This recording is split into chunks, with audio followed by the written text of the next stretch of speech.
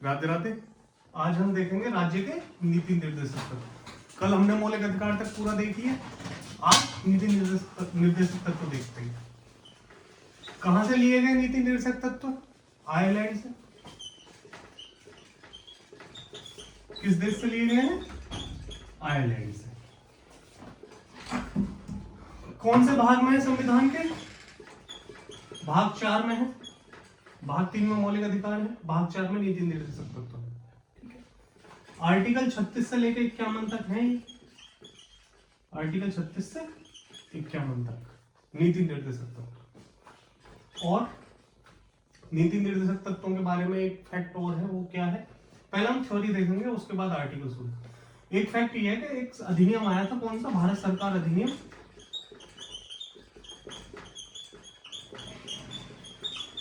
1935। भारत सरकार अधिनियम 1935 से संविधान का कितना हिस्सा लिया गया है? 75%। संविधान का 75% भाग इसी अधिनियम से लिया गया है। ठीक है। 1935 के अधिनियम में एक अनुदेश पत्र थे, अनुदेश पत्र। ये अनुदेश पत्र 1950 में जब संविधान बना हमारा, तब यही अनुदेश पत्र किस रूप में ले लिए? नीति निर्देशक तत्व के रूप में। पेपर में डायरेक्ट क्वेश्चन आता है कि अनुदेश पत्र किस रूप में ले लिए गए थे संविधान में? नीति निर्देशक तत्वों के रूप में।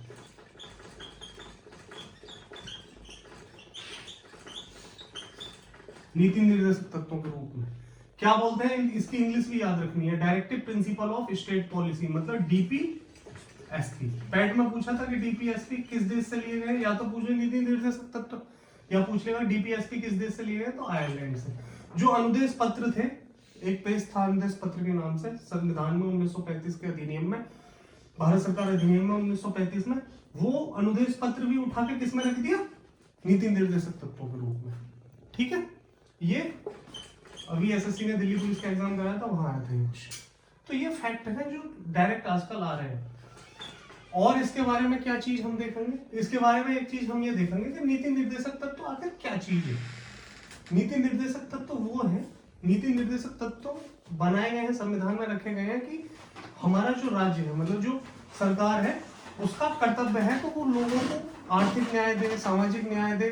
वो सब इन आर्टिकलों में हम देखेंगे किस किस चीज की बात करी गई है, मतलब क्या देना है सरकार के लिए। तो किस टाइप के हैं ये? सकारात्मक है, मतलब पॉजिटिव है। मौलिक अधिकार कैसे थे? नकारात्मक। वो कहते थे कि राज्य को क्या नहीं करना है, राज्य किसी के मौलिक अधिकार का हनन नहीं कर सकता है।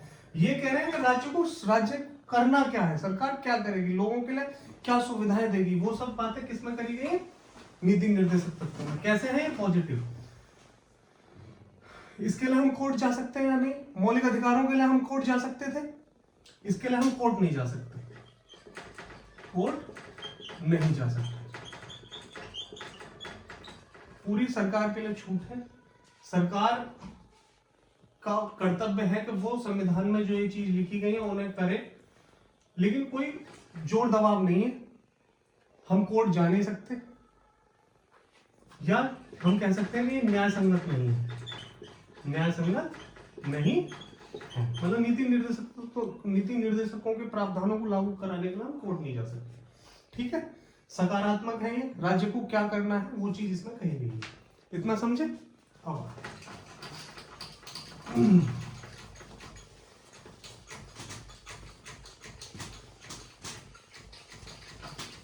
पेपर में क्वेश्चन आता है कि गांधी जी के आदर्श हमें कहां दिखते हैं? तो गांधी जी के आदर्श हमें यही दिखते हैं नीति निर्देशक तत्वों में। कैसे? आर्टिकल 40 में पंचायतों का गठन, कुटीर उद्योगों को प्रोत्साहन की बात यहाँ कही गई है आर्टिकल 43 में। आर्टिकल 48 में यहाँ कही गई है कि गो हत्या पर प्रतिबंध और वन्य जीवों की रक्षा। वो भी गांधी जी के आदर्श वाक्य थे। गांधी जी कहते थे कि ये चीज हो संविधान में, तो वो आर्टिकल भी कहाँ जो आर्टिकलों में वो चीज लिखी गई वो कहाँ है? राज्य की नीति निर्देशक। तो पेपर में डायरेक्ट आ जाता है कि गांधी जी के आदर्श कहाँ दिखते हैं, वो हमें कहाँ दिखते हैं? नीति निर्देशक तत्वों में दिखते हैं। ठीक है। और नीति निर्देशक तत्वों के लिए अलग अलग विद्वानों ने अलग अलग चीजें बोली। अम्बेडकर साहब इन्हें क्या बोलते थे?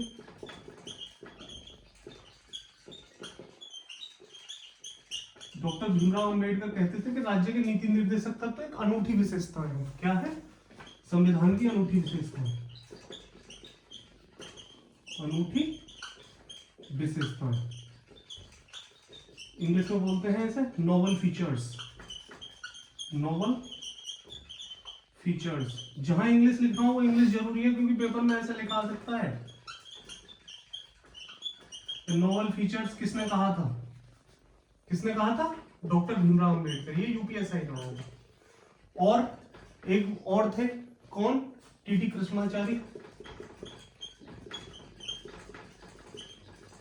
इन्होंने क्या कहा? इन्होंने कहा कि राज्य के नीति निर्देशक तत्व क्या है?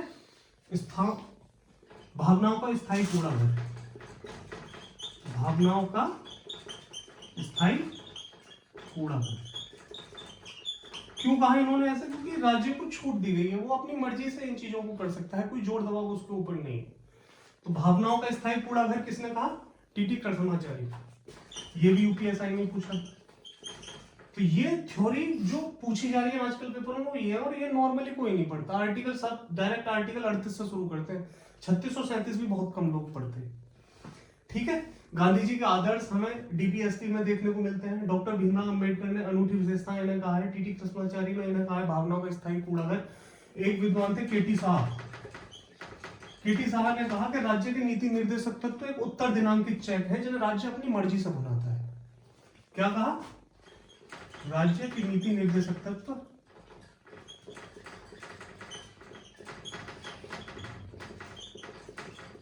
उत्तर दिनांकित चेक है, पोस्ट डेटेड, जिन्हें राज्य अपनी मर्जी से बनाता है, मर्जी से बनाता। और ये डायरेक्ट आता है स्टेटमेंट। ये स्टेटमेंट लिखा मिलेगा तुम्हें, पूछा किसने कहा था। ठीक है, ये वो थ्योरी जो इनसे आती है।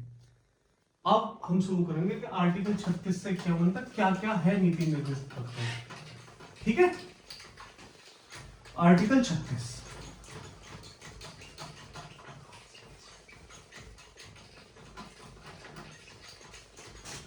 आर्टिकल 36, आर्टिकल 36 में क्या है? आर्टिकल 36 में है राज्य की परिभाषा। राज्य की परिभाषा मतलब राज्य, जो हम राज्य राज्य बोल रहे हो क्या है? राज्य में क्या क्या आ रहा है? हमारी सरकार आ रही है, केंद्र सरकार आ रही है, इसमें हमारी राज्य सरकार आ रही है, पंचायत, स्थानीय निकाय जिन्हें हम बोलते हैं, स्थानीय लेवल पे रहती है ना पंचायत, ये भी इसी में आ रही है। हमारे सरकारें मतलब जो गवर्नमेंट बॉडीज हैं वो भी इसमें आ रही हैं, और जो महारत्न कंपनियां हैं वो भी इसमें आ रही हैं। जैसे एनटीपीसी हो गया, वेल हो गया, ये सब किस में आ रही है? राज्य की परिभाषा के अंदर आ रही है टोटल। ठीक है, समझे? राज्य मतलब इन सब चीजों से मिलकर हमारे भारत बन रहा है, और उसे हम बोल रहे हैं कि राज्य की परिभाषा ये है। इन चीजों से मिलकर हमारे यहाँ केंद्र सरकार है, राज्य सरकार है, सरकारी निकाय है, स्थानीय निकाय है, महारत्न कंपनियां हैं, तो वो है हमारी राज्य की परिभाषा। ठीक, अब आर्टिकल 37 देखो, पूछ लेता है एक वर्ड मैंने बताया था संघवाद, जो संविधान में कहीं नहीं लिखा है। हमारे यहाँ कैसा सिस्टम है? फेडरल सिस्टम है, संघीय सिस्टम है हमारे यहाँ। उसका मतलब क्या होता है संघवाद का? संघवाद का मतलब होता है कि कितने स्तर की सरकार है हमारे यहाँ। तो हमारे यहाँ 3 स्तर पर सरकार है, केंद्र पे अलग है, राज्य पे अलग है, और स्थानीय निकाय जो मैंने पंचायत बताई थी वो अलग है। और ये एसएससी ने अभी सीजीएल के पेपर में पूछा था कि संघवाद क्या है। ठीक है, अब आर्टिकल 37। आर्टिकल 37 क्या है? आर्टिकल 37 कहता है कि वही बात है, न्याय संगत नहीं है, हम कोर्ट नहीं जा सकते। तो आर्टिकल 37 कहता है कि राज्य के नीति निर्देशक तत्व, डीपीएसपी इनकी शॉर्ट फॉर्म है, कोर्ट में प्रवर्तनीय नहीं है। मतलब न्यायालय में प्रवर्तनीय नहीं है, हम इनके लिए कोर्ट नहीं जा सकते। ठीक है, आर्टिकल 37 आया समझ। आर्टिकल 38, आर्टिकल 38 में हमें देखने को मिलती है कल्याणकारी राज्य की अवधारणा।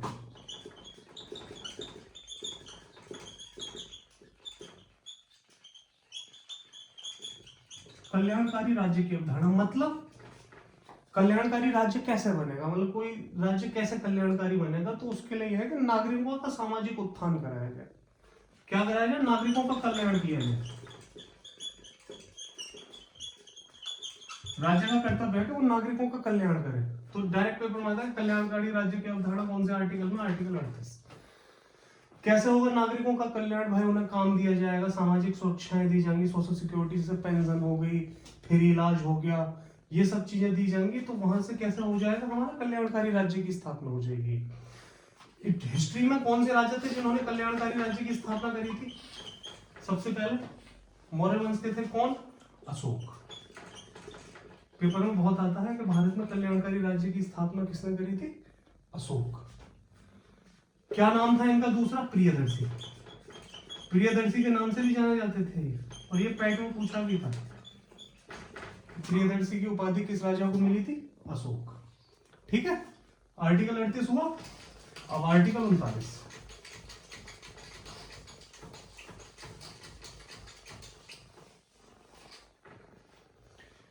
आर्टिकल 39 किताब की थ्योरी अगर देखोगे तो बहुत ज्यादा थ्योरी दे रखी है, हमें बिल्कुल शॉर्ट में जाना है, एकदम आर्टिकल अपनी लैंग्वेज में याद करना, किताब की भाषा से कोई मतलब नहीं। आर्टिकल 39 कहता है कि संसाधनों का समान बंटवारा, संसाधनों का समान बंटवारा, अमीर गरीब कोई भी हो, सबके लिए चीजें समान है। ठीक है, दूसरी चीज ये क्या कहता है? दो पॉइंट इसमें की पॉइंट याद रखते हैं। दूसरी पॉइंट ये कहता है क्या?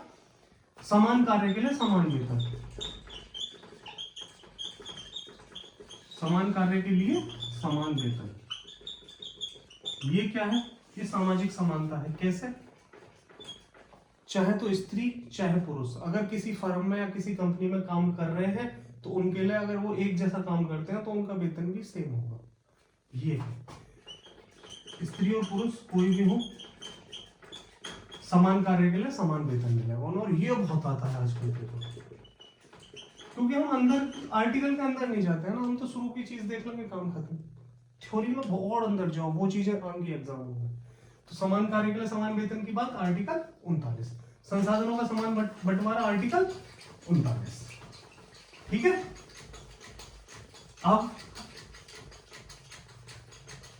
एक आर्टिकल जो एग्जाम में बहुत आ रहा है और तुम्हारे ध्यान में नहीं होगा क्योंकि 39 के बाद तुम तुरंत 40 पर चले जाओगे। 39 का कैट, मैंने बताया था 42 में संविधान संशोधन हुआ 1976 में।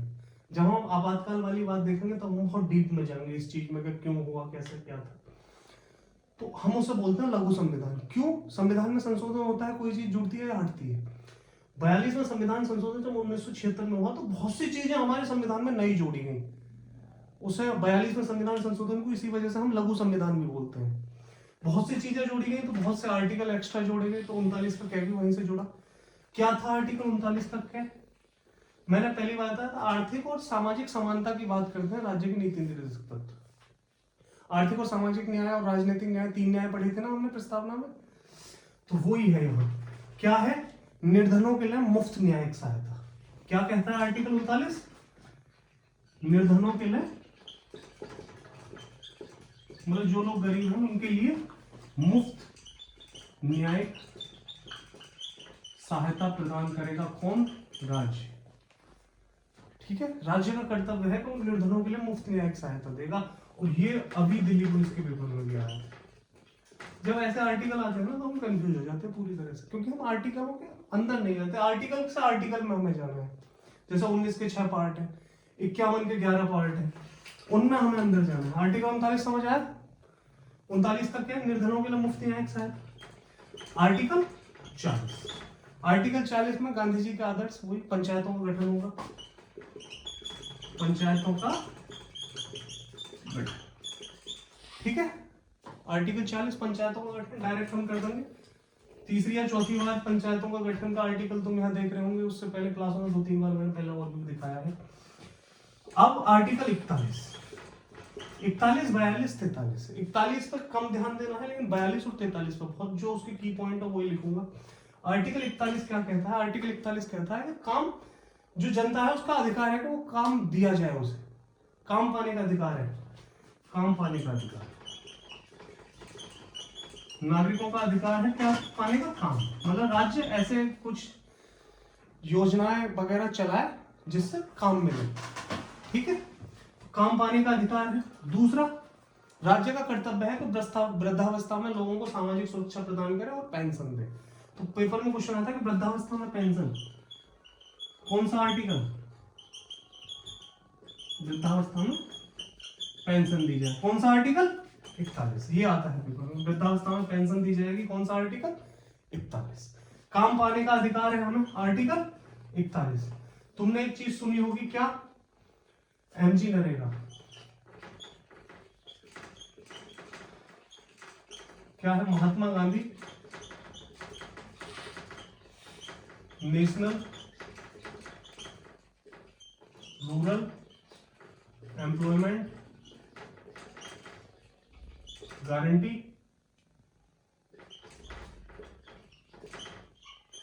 एक्ट। पूरी फुल फॉर्म भी आ जाती है इसकी लिखने के लिए। महात्मा गांधी राष्ट्रीय ग्रामीण रोजगार गारंटी अधिनियम कब आया था? 2005 में। अधिनियम आया 2005 में, लागू हुआ 2006 में, लेकिन पूरे भारत में नहीं, भारत के कुछ जिलों में लागू हुआ था, शायद 150 जिलों में लागू हुआ था शुरू में। पूरे भारत में कब लागू हुआ? 2008 में। पूरे भारत में कब? 2008 में। अधिनियम कब आया एमजी नरेगा? 2005 में। लागू कब हुआ? 2006 में। पूरे भारत में कब लागू हुआ? 2008 में। क्या है ये? तुमने सबने सुना होगा, 100 दिन काम। 100 दिन काम दिया जाता है ना, तो ये है काम पाने का अधिकार। आया समझ? एक स्टैटिक का क्वेश्चन कंप्लीट हो गया, स्कीम का क्वेश्चन है, योजनाओं का, और आर्टिकल तुम्हारा पूरा हो गया, ठीक है। आर्टिकल 42, वृद्धावस्था में पेंशन नहीं आएगा तो कर दोगे ना। आर्टिकल 42, आर्टिकल 42 क्या है? आर्टिकल 42 काम पाने का अधिकार हमें है। आर्टिकल 42 कहता है काम पाने का अधिकार है, तो ठीक है, काम जहां मिलेगा वहां का वातावरण कैसा होगा, वहां की चीजें, स्वच्छ वातावरण हो गया कैसा है, वो चीज इसमें बताई गई है। और आर्टिकल 42 क्या कहता है, जो मेन की पॉइंट है वो ये है, मातृत्व लाभ दिया जाएगा महिलाओं के लिए।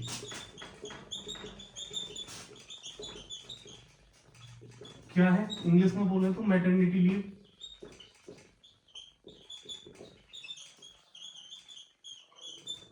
मतलब राज्य का कर्तव्य है कि महिलाओं के लिए मैटरनिटी लीव प्रदान करें। कितने महीने की होती है? 24 हफ्ते की। ये क्वेश्चन आया था यूपीएससी एक एग्जाम कराती है ईपीएफओ का, वहां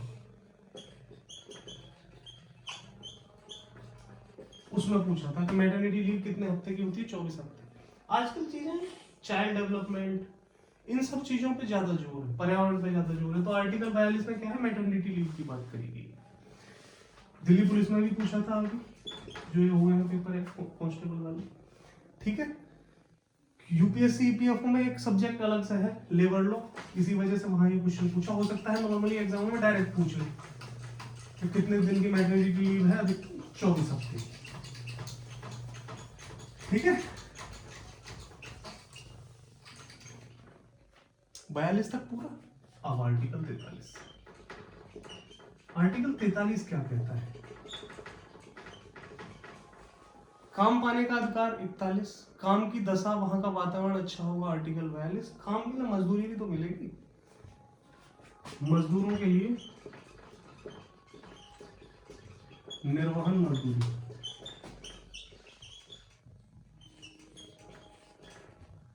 किसमें है? आर्टिकल 43 में। और क्या है? कुटीर उद्योग को प्रोत्साहन।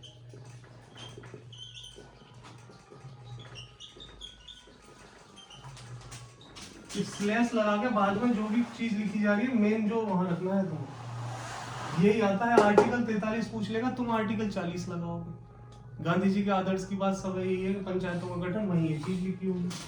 पूछता है कुटीर उद्योग को प्रोत्साहन कौन सा आर्टिकल, ठीक है।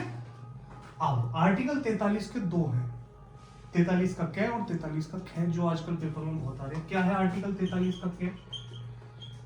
आर्टिकल 43 के कै में बात करिए कि मजदूरों के लिए निर्वहन मजदूरी हमने दे दी। जो मजदूर हैं वो जो फर्म है उसमें हिस्सेदार भी हो सकते हैं। मजदूरों की प्रबंधन जो कंपनी है में हिस्सेदारी, ये है आर्टिकल 43 का कै और इस टाइम ट्रेंड में चल रहा है 43 का कै।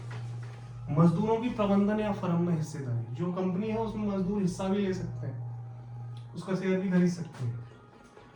आर्टिकल 43 का खे, ये क्या है? ये मैंने पहले ही बताया था, सहकारी समितियों का गठन होगा।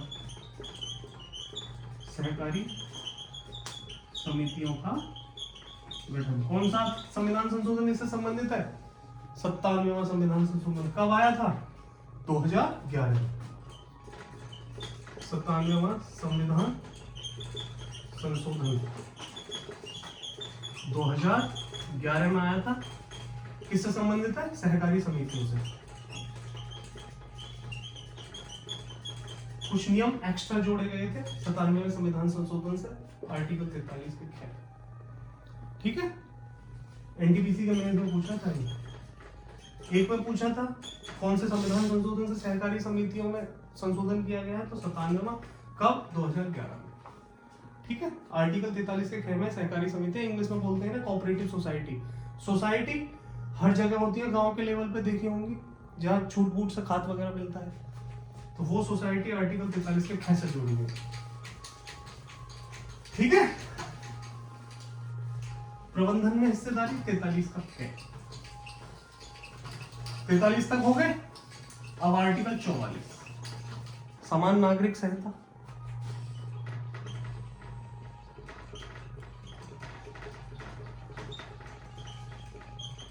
अभी बिल भी आया है संसद में इसके लिए। क्या है? Uniform civil code. क्या है ये? समान नागरिक संहिता का मतलब है कि जैसे हिंदू मैरिज एक्ट है और धर्मों के अलग मैरिज एक्ट है, पूरे भारत के लिए एक जैसा लॉ हो जाए, वो है समान नागरिक संहिता, ठीक। आर्टिकल 45। आर्टिकल 45 क्या है?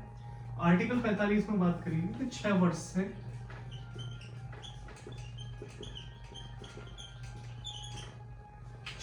कम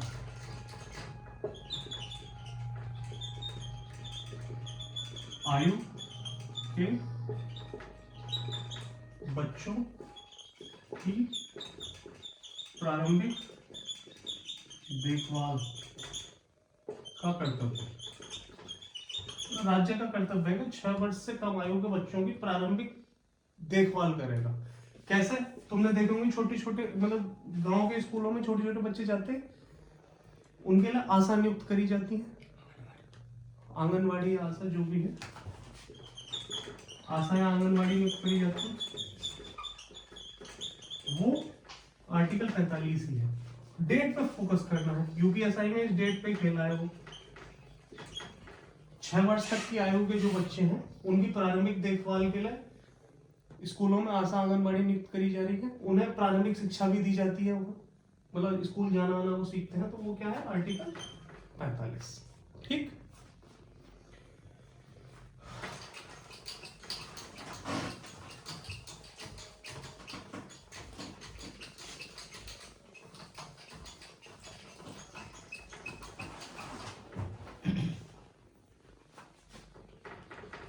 आर्टिकल 46 क्या है? आर्टिकल 46, आर्टिकल 46 में क्या है? आर्टिकल 46 में बात करिए कि अनुसूचित जाति एवं जनजाति के हितों का संरक्षण किया जाएगा और उनकी शिक्षा में वृद्धि करी जाएगी। यह है आर्टिकल 46।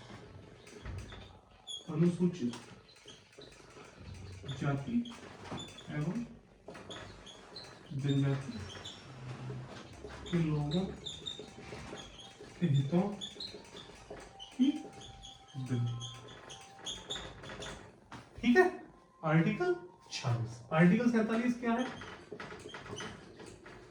आर्टिकल 47 में कहा गया है कि राज्य का कर्तव्य है कि वो जो लोग रह रहे हैं उसके यहाँ उनके जीवन स्तर को उठाने का कार्य करेगा। जीवन स्तर कैसे उठेगा? मेन वही बात जो इसका मेन की पॉइंट वो है कि शराब, मादक वस्तुएं, उन पे क्या लगा देगा राज्य? प्रतिबंध।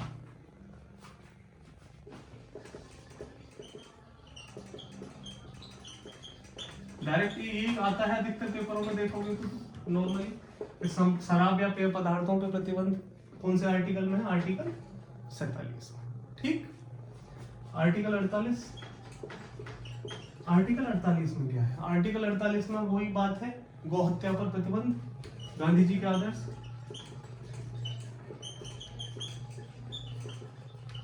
एवं वन्य जीवों की रक्षा। ये है आर्टिकल 48। ठीक है, आर्टिकल 49, सॉरी,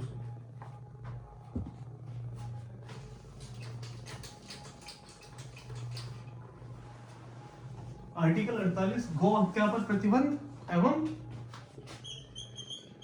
कृषि एवं पशुपालन पर जोर दिया जाएगा। आर्टिकल 48 का क्या है?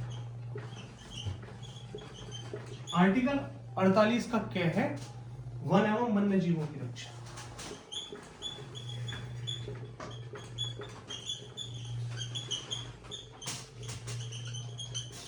राज्य का कर्तव्य है कि वो वन एवं वन्य जीवों की रक्षा करेगा।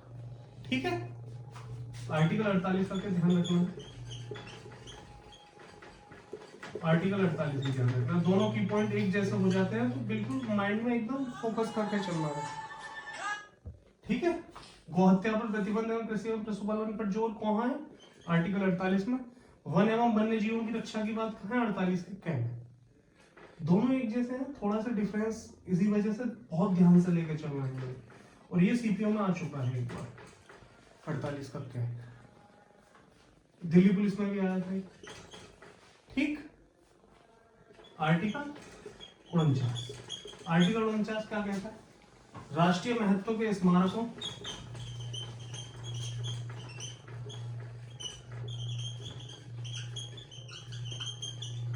एवं स्थलों का संरक्षण। आर्टिकल 49 कहता है कि राज्य का कर्तव्य है वो राष्ट्रीय महत्व के जो स्मारक और स्थल हैं उनका संरक्षण करेगा, उन्हें बचा के रखेगा।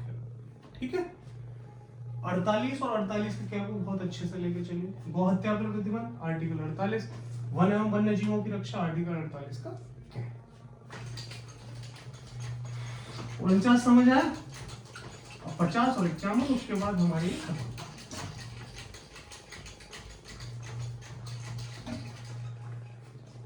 आर्टिकल 50 क्या कहता है?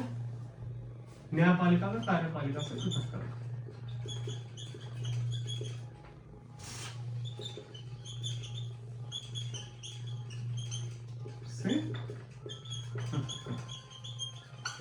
आर्टिकल 50। आर्टिकल 51 अंतरराष्ट्रीय शांति एवं सुरक्षा बनाए रखना।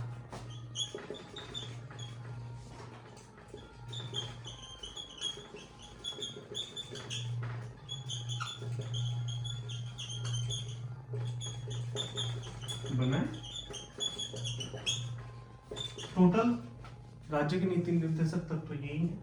आर्टिकल 50 में है न्यायपालिका कार्यपालिका से पृथक्करण और आर्टिकल 51 क्या कहता है? अंतरराष्ट्रीय शांति एवं सुरक्षा बनाए रखना। एक एक की पॉइंट सबका याद रखिए।